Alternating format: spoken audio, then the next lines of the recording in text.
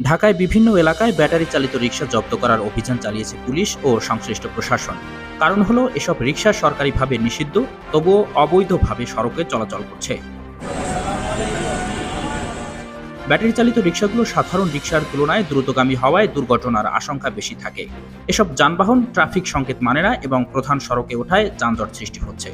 এছাড়া নিম্নমানের ব্যাটারি ব্যবহারের ফলে প্রায় শর্ট সার্কিট থেকে আগুন লাগার ঘটনা ঘটছে।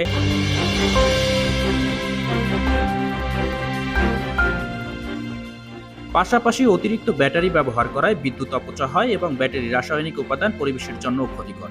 সরকার ও স্থানীয় প্রশাসন জানিয়েছে, নগরীর যান চলাচল স্বাভাবিক রাখতে এবং দুর্ঘটনা এড়াতে এ ধরনের অবৈধ যানবাহনের বিরুদ্ধে অভিযান অব্যাহত থাকবে।